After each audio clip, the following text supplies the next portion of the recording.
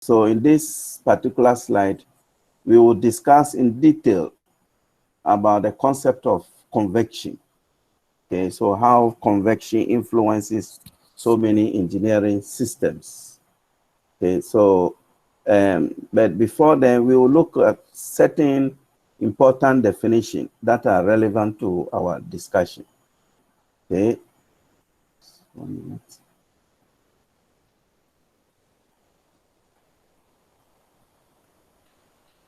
Now, in convection heat transfer, the general equation for convection is the Q convection is equal to H, that's the heat transfer coefficient, times delta T. Delta T, that is the temperature difference. So imagine we have a flat plate where there is heat transfer across the flat plate. Okay, so as far as the flat plate is concerned, the heat transfer from the surface of the flat plate to the air is influenced by this particular equation. Okay, and then conduction also, and the equation for heat flux, okay, across a solid or through a solid surface is influenced or given by this particular equation. All right. So now we want to look at 1 minute.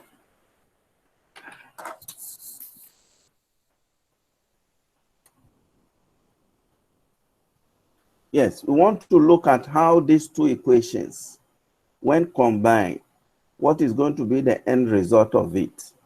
Okay, we have noted that in a flat plate, let's say if we have a flat plate like this and air is flowing across it, okay, so we will have convection occurring, but at some point also there will be conduction. Because I have told you last time that convection is a combined effect of both conduction and advection heat transfer. Okay, so now the ratio of these two heat transfer phenomena is given by H delta T divided by K delta A divided by L. So it gives rise to a new parameter called Nusselt number. So what is this Nusselt number? Nusselt number represents the enhancement of heat transfer through a fluid layer as a result of convection relative to conduction across the same fluid layer. Okay, so let me explain this concept to you like this. If we have, let's say, a flat plate, and along this flat plate, there is air flowing across it. Okay, so if I take the side view of the flat plate to be this, now if you have a molecule of air, again, that is flowing across this surface, okay, assuming this is the thickness of the plate, okay, it's a hot plate, it's a hot one. So this is a hot plate. Now what is going to happen? As far as the hot plate is concerned, the mode of heat transfer, okay, there will be heat transfer from this hot plate to this fluid. So this is a stationary fluid. You understand? So the mode of heat transfer from the surface of the hot plate to the stationary fluid is called conduction heat transfer. You understand me? And all the air molecules that have the opportunity to be moving because of the fact that they are not directly in contact with the plate, they will be transporting the heat consequently from this stationary fluid. You understand? So the mode of heat transfer from this surface to the fluid is conduction, and then those fluids that slide across this particular stationary fluid, they will be transporting the heat. And the mode of heat transfer over there will be what we call advection heat transfer. You understand me? So convection heat transfer is both influenced by both conduction, which is given by this equation, and then advection property. Advection means the heat is the heat is being moved away from the source. You understand me? So the ratio of these two, conduction and convection, gives rise to what called the Nusselt number. So from today, Nusselt number is the relative ability of sorry, then is the ratio of the conduction, okay, through a fluid relative to its convection. Okay, so it means that if you have fluid flowing across a flat plate, if you have a very high convection situation, then the Nusselt number is going to be high. However, if you have a low or high conduction situation, then the Nusselt number is going to be lower in this case. So we are told that the larger the Nusselt number, the more effective the convection situation. And then N equals to NU equals to 1 for a fluid layer representing a pure conduction situation. So if N equals to 1, then it means that naturally we are going to have Q conduction will be equal to Q convection. Will be equal to Q convection. You understand me? So let me write it very well so you understand.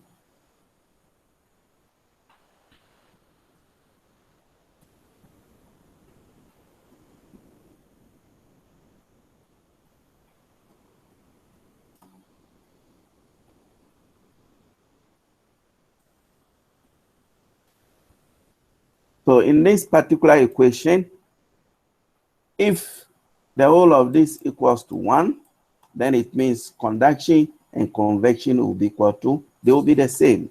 So then that's why we have NU equals to 1. So the general formula for NU, Nusselt number, is HL divided by K.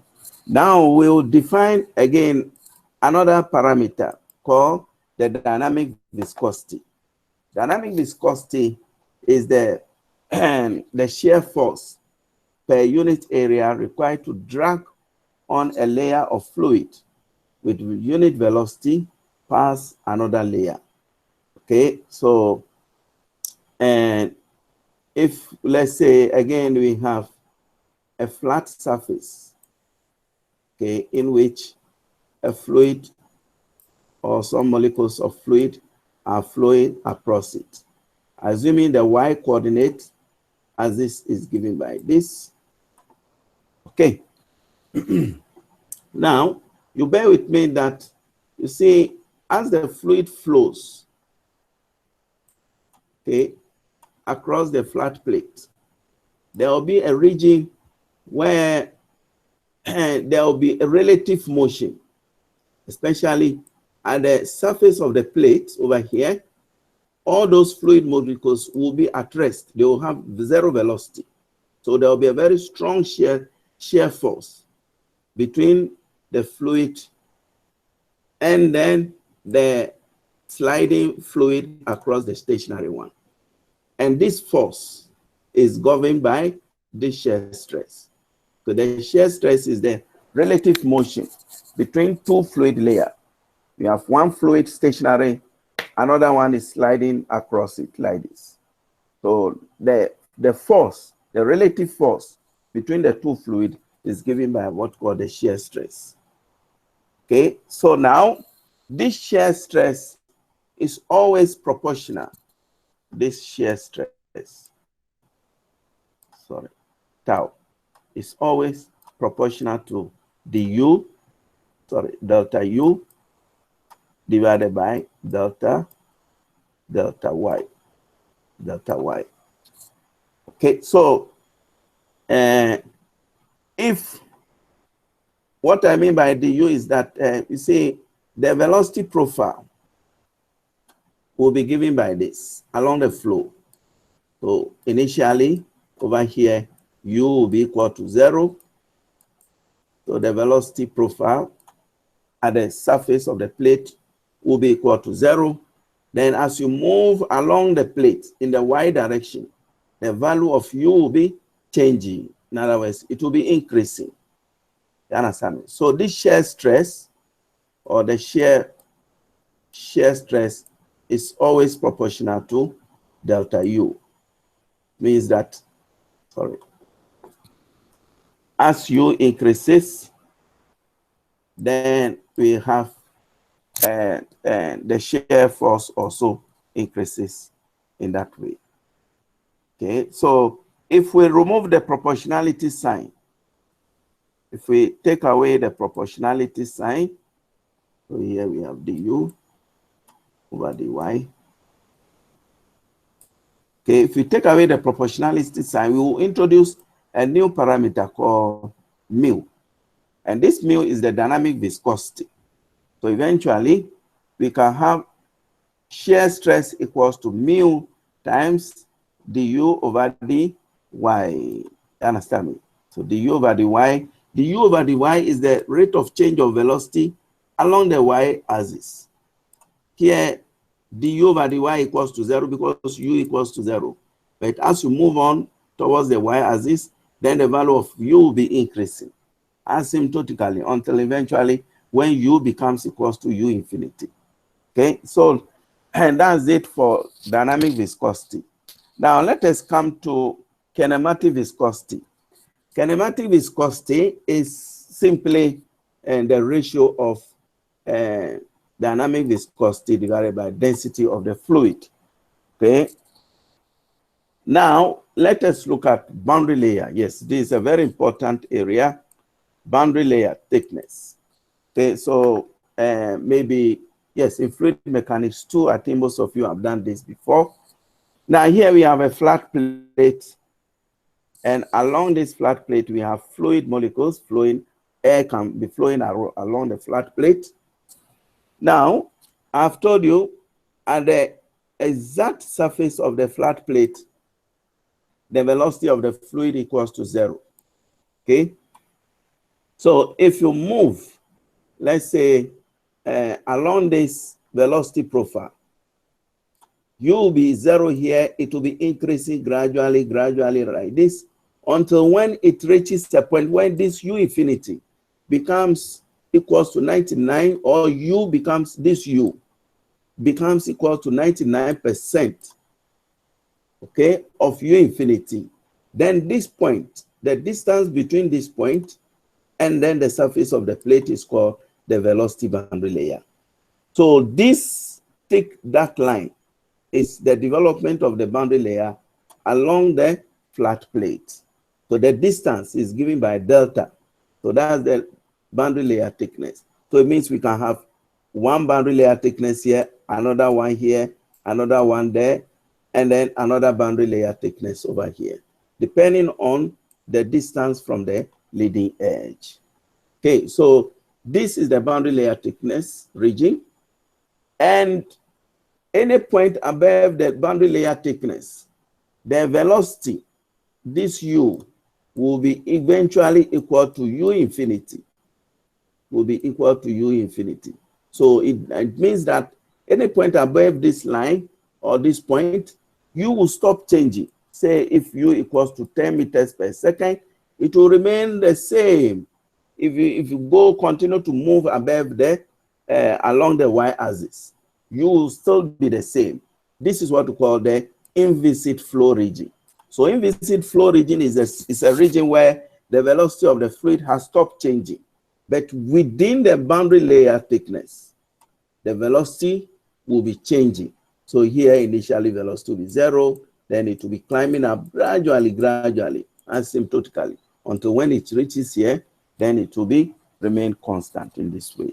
And again, this is the shear stress. So if you take this fluid layer and then another fluid layer over here, there is a relative motion between the two fluids, and this is governed by what we call the shear stress. Okay, so now let us look at the boundary layer thickness region. So like we have mentioned, there is the velocity profile along the boundary layer, and then the inviscid flow region is the region where there is no velocity changing. Okay, velocity remains constant. And we come to, let's say, laminar, turbulent, and transition situations along a flow. Okay, so if we have a fluid flowing across, again, a flat plate, we will have a situation where we have laminar region. So what is laminar? Laminar is a flow situation where the velocities, the streamline, the velocity and the streamline of the fluids, okay, they are all concentrated along one unique direction. You see,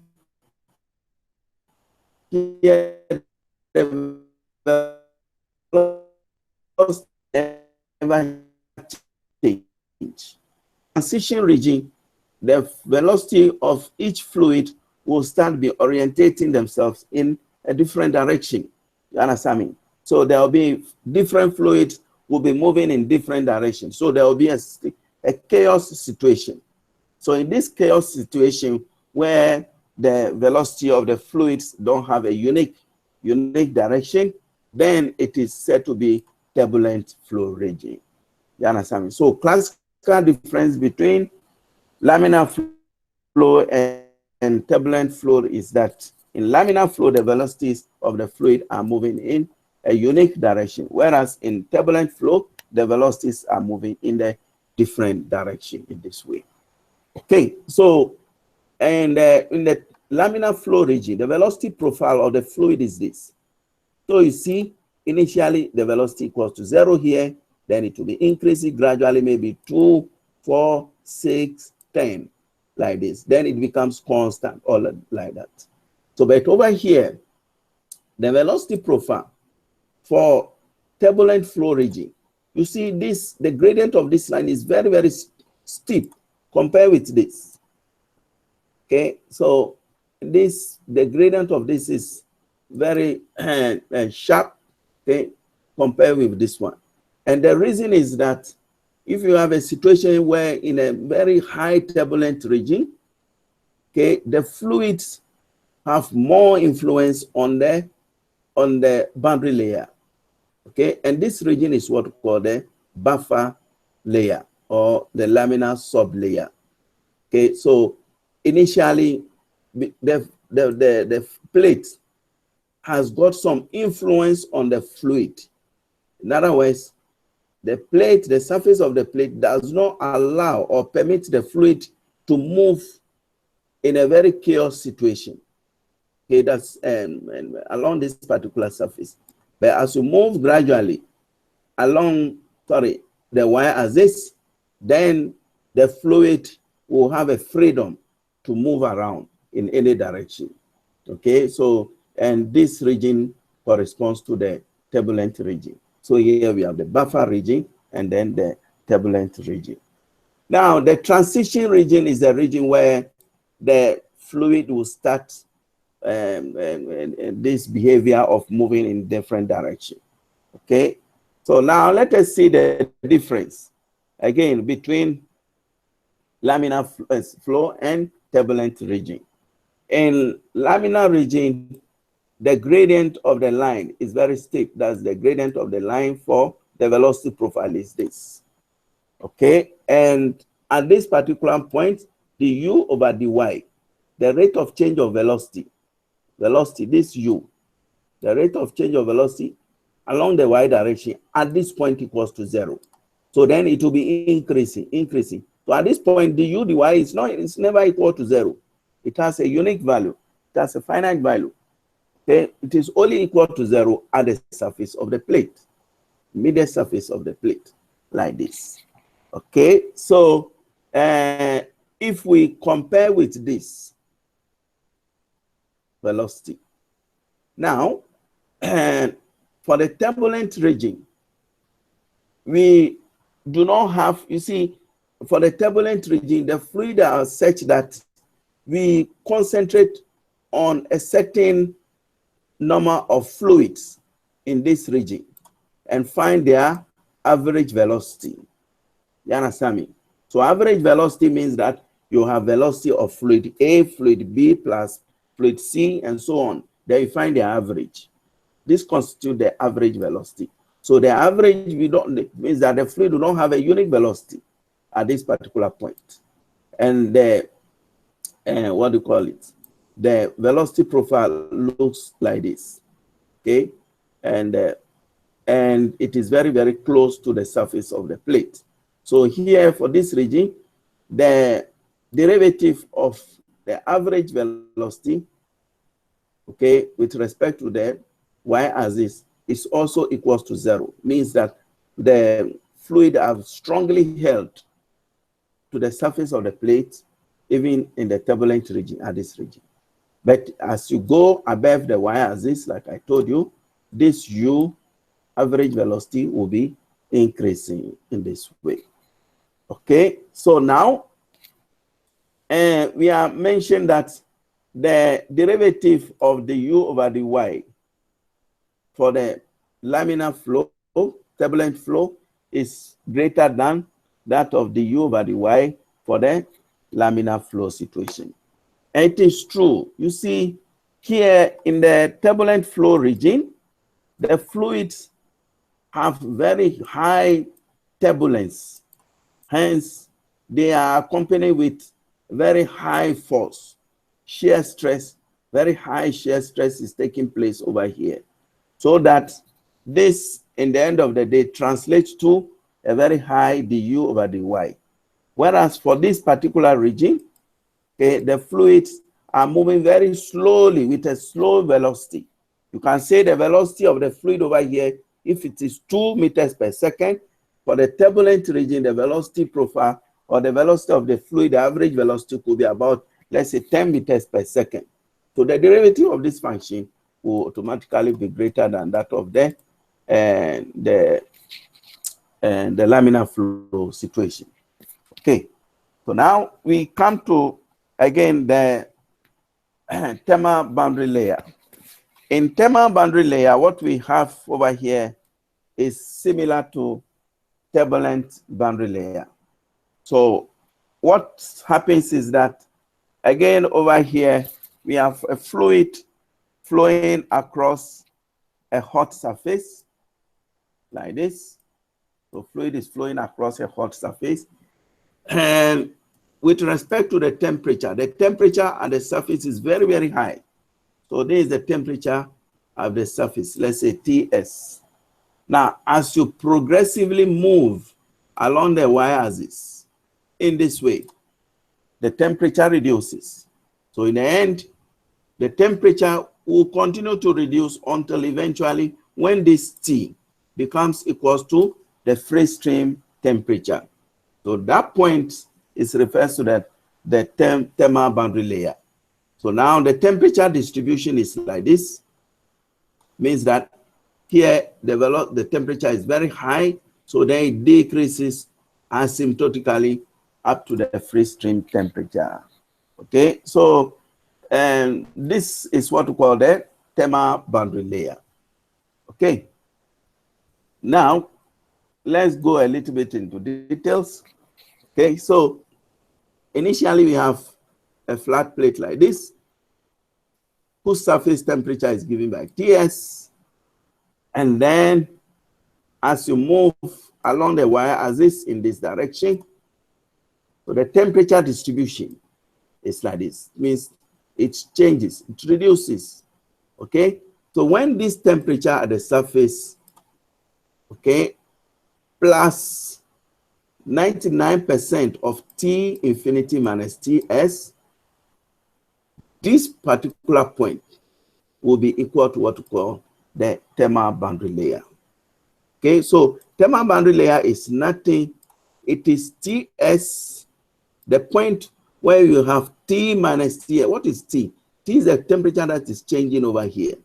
T minus Ts. If T minus Ts in this region equals to 0.99 of T infinity minus Ts, then that point is called the thermal boundary layer. So thermal boundary layer is given by this distance. Okay, yes, so Similarly, if you move above the thermal boundary layer, any point above the thermal boundary layer, temperature becomes the same. This T infinity, the same as the free stream temperature. So again, this is the inviscid flow regime. Okay. Now we come to a very important definition, also the Prandtl number. So for now, we are looking at very important basic definitions that will help us in solving more discussion questions on convection heat transfer. Prandtl number is defined as molecular diffusivity of momentum divided by molecular diffusivity of heat. And mathematically, we are saying that it is the relative thickness of the velocity and thermal boundary layer.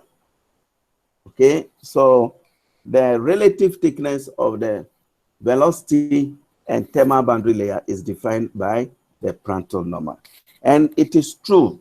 You see, if we have a flat plate and then a fluid is flowing across the flat plate, the velocity boundary layer is given by this. This is the velocity boundary layer. Okay, so we will have a situation like this. So the velocity at this point will be 0. So then the velocity will be increasing. The velocity will be increasing at some point where the velocity becomes equal to u infinity, which is this point. Then that gives us the velocity boundary layer. You understand me? So this, if velocity, if you translate into the momentum, okay, the momentum applied by each particular fluid layer or fluid molecule is given by the momentum, molecular diffusivity of momentum. You understand me? Okay, so what is the momentum? It is the mass times the acceleration of a particular fluid. But we are more interested in the velocity, the change in velocity of the fluid. You understand me? Okay, because the rate of change of velocity is given by acceleration of the fluid. Okay, so the molecular diffusivity, it has to do with the momentum of the fluid in the velocity boundary layer region. Now, if we come to thermal boundary layer, in thermal boundary layer, we have the temperature profile to be this. Okay, so temperature continue to decrease along this until when the temperature becomes equal to the free stream temperature, then we will have T infinity. So that in the thermal boundary layer, it is more on heat transfer, molecular diffusivity of heat. It means the interaction between each fluid layer and then the hot surface. Okay, so here it is related to this heat transfer, whereas for the velocity, which is related to the momentum. Okay, so the combined effect of this and that is governed by what we call the Prandtl number.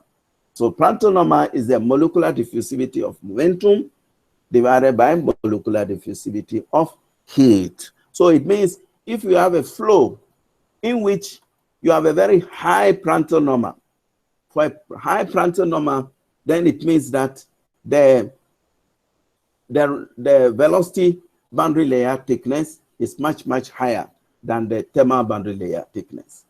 Okay, so this can be expressed in terms of kinematic viscosity of the fluid divided by alpha. You understand me? So divided by alpha. What is alpha? Alpha is the molecular, what do you call it? Thermal diffusivity. If you go back to our thermal conduction, okay, we define alpha to be thermal diffusivity of a fluid. Okay, so if you make a substitution for that thermal diffusivity, then that gives us this particular equation. You understand me? So Prandtl number is the ratio of this kinematic viscosity dynamic viscosity to the thermal conductivity of the fluid. You understand me? So but the whole of this gives us then the molecular diffusivity, whereas this is related to thermal diffusivity. And it is true. You see, this thermal conductivity is connected to the heat transfer in this way. Okay? So now we come to, again, another important parameter, Reynolds number. Reynolds number is the ratio of the inertial force. What is inertial force? The tendency of an object to continue to move in a straight line. Okay, so that's the force which is stored in a particular system. Okay, the tendency of a system to be moving in a straight line or at constant the velocity in this way. Okay, so we define the inertial force to be equal to velocity of the fluid times the characteristic length of the plate divided by the kinematic viscosity of the fluid. Okay, so this is the viscosity of the fluid. So now if you make a substitution for the kinematic viscosity we have noted in this slide. Okay, so yes, so kinematic viscosity is the mu divided by rho, the density of the fluid. Okay, so and this can be again expressed in this form. Okay, so now the Reynolds number of any particular fluid is governed by this particular equation, which is the density of the fluid times the velocity. L is the characteristic length, and then we have the dynamic viscosity of the fluid. Okay, so now we define again critical Reynolds number. What is this critical Reynolds number? It is the region where we start having a transition from laminar flow into a turbulent flow situation.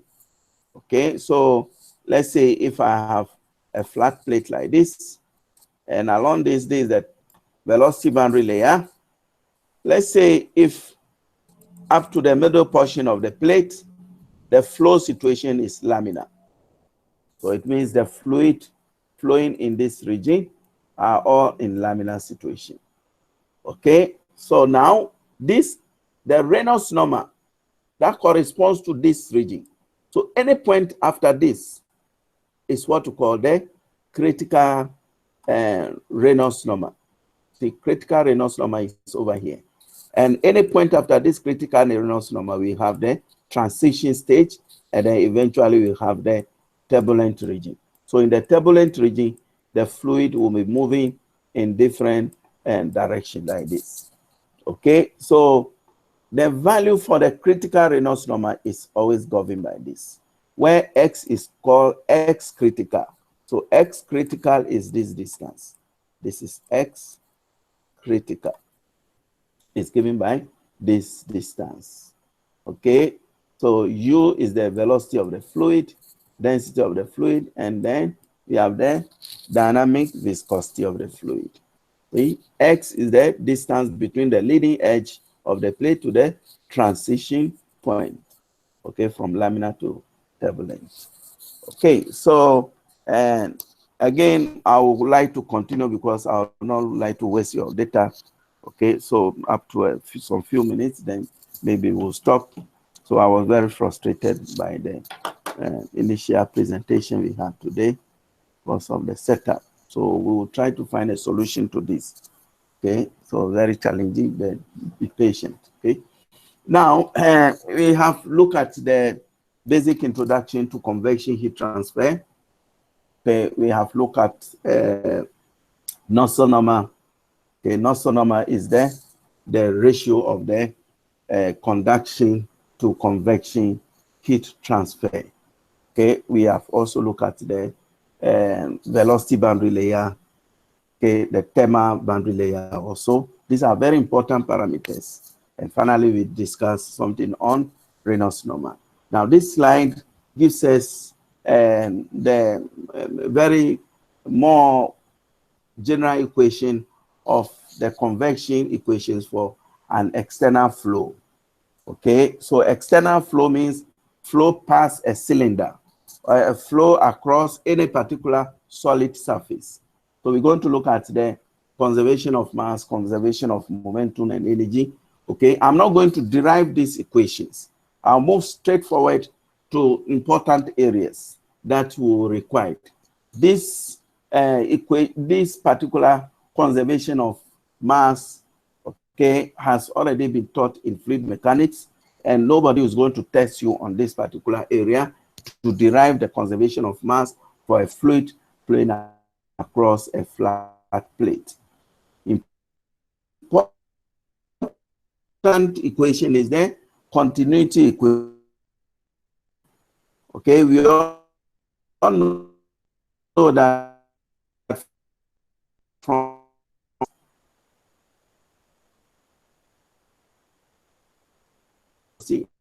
in the y direction. So the rate of change of velocity in the z direction is assumed to be equal to 0 because this was only a two-dimensional fluid flow. Okay, so this is a 2D continuity equation. Okay, of momentum. As the fluid flows across the flat plate, okay, general momentum equation is governed by this. Okay, so this is the rate of change of delta U. Okay, so this is the convection acceleration term, and then we have the net pressure term is given by the P over the X, and then we have the net viscous effect is also given by this, and then we have the body force. So all this has been taught in fluid mechanics too. If you and this is the flow, the momentum in the X direction, and momentum in the Y direction is also given by this. This is the convection acceleration term. Convection acceleration term is this. We have the pressure term is this pressure force, and then we have the net viscous term.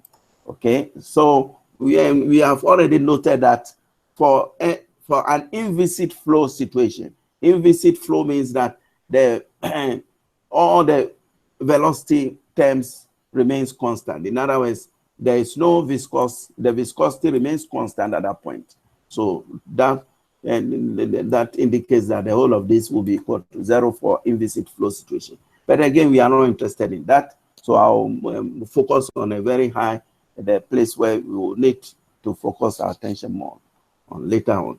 And then we have the energy equation. So the energy equation also is governed by this for fluid flow, where we have the rate of energy transfer through the control volume is this. The rate of energy transfer through the control volume by heat, but this by conduction, this is by mass, and then the flow situation. This the equation reduces to. And final equation which we are interested in. These three equations, the continuity equation for a fluid across a flat plate, the momentum equation XY direction, and then the energy equation. So the solution to these three equations is governed by what we call the Blasius equation. Okay, so we will go through just the summary of all those equations, and then the fundamental important areas we'll discuss. So if you solve those three equations, we will discover that the velocity boundary layer thickness is can be expressed in terms of the Reynolds number of the fluid, which is given by 5 times x. What is x? X is the local characteristics length of the plate, and R is the Reynolds number of the fluid. Okay, so anytime you are asked to calculate the velocity boundary layer, okay, for a flat plate, then straightforward, first thing we need to determine the Reynolds number. Okay, then you substitute the Reynolds number here. If you know the value for x, then we can find the velocity boundary layer thickness. Similarly, if you solve the energy equation, the energy equation is governed by local heat transfer coefficient. See, it's governed by local heat transfer coefficient. So the local heat transfer coefficient is equal to this. Okay, so it is equal. When we say local is L. Now, if situation up to a certain distance, say x. So this point is what we call the local. From this point up to that point, the flow characteristics is governed by what we call the local heat transfer coefficient. Okay, so the local heat transfer coefficient is this amount times the Prandtl number times the thermal conductivity times the whole of this function. Okay, so now the Nusselt number, general equation for the Nusselt number is also given by heat transfer coefficient times x divided by k. Okay, now this definition is a general definition situation for Nusselt number. Okay, so it's a general definition. However, if we have a Prandtl number that is greater than 0.6 and a local Nusselt number for a laminar flat plate can be expressed by this. So it means that if I have, let's say, a flat plate whose Prandtl number of the fluid across the flat plate is greater than 0.6. Now, if I want to find the Nusselt number of the fluid, I can easily use this equation. So it is this amount times the Prandtl number times the Reynolds number. You understand me? So in future, if we are asked to find the heat transfer coefficient of a fluid, first thing is to determine this function. If the fluid is flowing across a flat plate, then you need to find a Prandtl number, you need to find a Reynolds number, substitute into this equation to get the value for NU. If you get a value for NU, then you equate it to this particular equation. Then if you know the value for K, you know the value for X, you can easily find the value for H. You understand? Now, let us look at skin friction coefficient. Okay, as long as we determine that we have discussed the shear stress, okay, between each particular fluid layer, then definitely there will be what we call skin friction coefficient as 2 times the shear stress along the wall divided by the density of the fluid and then the velocity of the fluid. So if you make a substitution for all these parameters, so we're going to get in terms of RE. Now, so the average Nusselt number for laminar flow over entire plate, is given by NU equals to H times L divided by K.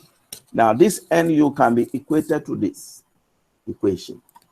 So in future, if I want to find the heat transfer coefficient of a fluid, first thing I need to find NU using this equation. So if I find NU to be 10, then I equate to this. Then from this, I can easily, if I know L, I know K, then I can determine the heat transfer coefficient. So now, the other portion is the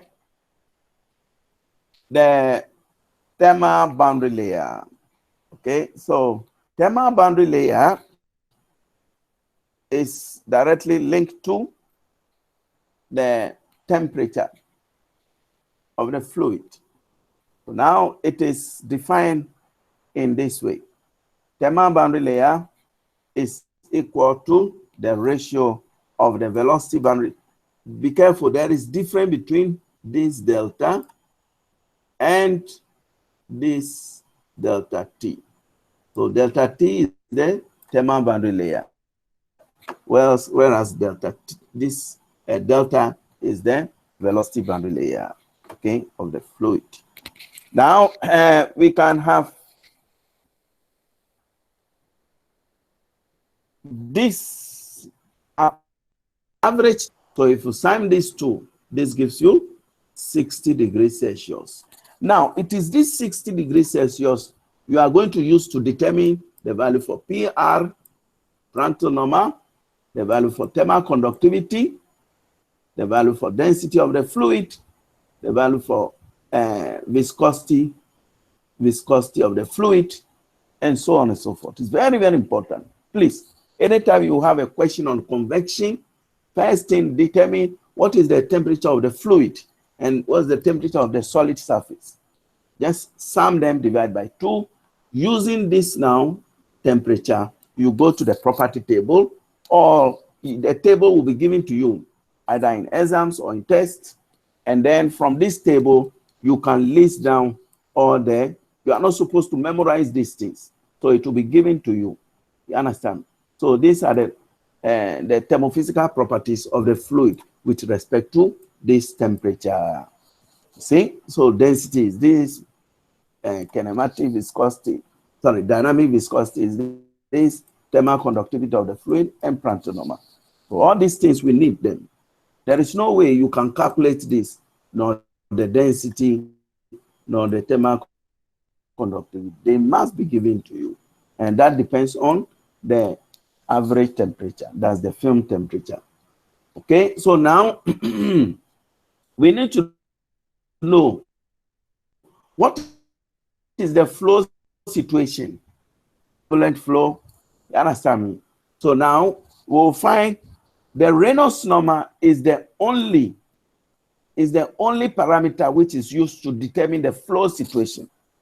So this Reynolds number is very important. So that here we have the Reynolds number to be equal to 10,527.8. Okay, so as far as the critical Reynolds number is concerned, this value is less than the critical Reynolds number. You see, the RE over here is less than the critical. What is critical? Critical Reynolds number is 5 times 10 raised to the power 5. In other words, that is 500,000. Okay, so it means the flow is laminar flow. So if the flow is laminar flow, then we have to use the appropriate equation to determine the velocity boundary layer and the thermal boundary layer. So velocity boundary layer is governed by this equation. Understand? So then again, we have the thermal boundary layer. So if you substitute the Reynolds number into the equation, now be careful, x over here is 1/4 of the distance, okay, of the plate. So then eventually this is the velocity boundary layer. So thermal boundary layer is given by this. So it is the whole of this divided by 1.026. So that's it.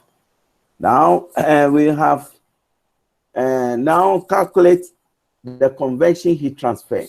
So if we want to calculate the convection heat transfer, okay, so we want to determine it across the entire plate. So the convection heat transfer need to determine across the entire flat plate. So it means we have to use the whole full length, L. Okay, so but we know that, let's say, if this is the velocity boundary layer, we know at the point where we have 1/4 of the length of the plate, this is laminar flow.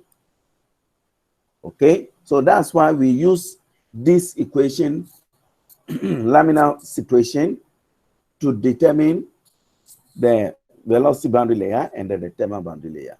So now if I want to find the heat transfer coefficient over the entire flat plate, okay, so what I'm going to do is that I'll find a new Reynolds number, now this time across the entire flat plate.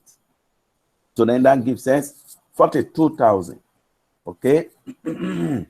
So this 42,000 still is less than the critical Reynolds number.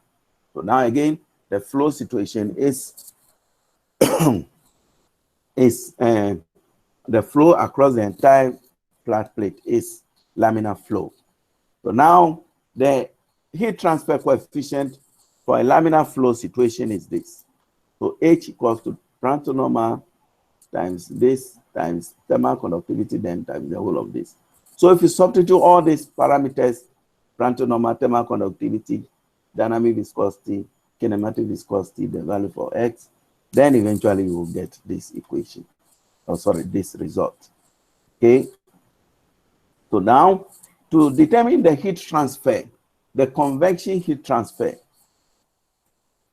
What is the convection heat transfer? It is QH. So you know, convection, Q convection, QH Ts minus T infinity. So you have a situation like this. So this is the heat transfer coefficient, the temperature, that's Ts minus T infinity, and then eventually we will get this to be our final result. Okay, so and I think I will stop over here, and then we will discuss our continue our discussion in the next class with respect to this particular area. Now, I want to know if there is any question or any discussion so far. You can just let me know if there is any discussion, any point, any thing, any suggestion. Okay, so anything you don't understand, please let me know immediately. Okay, so is there any question so far?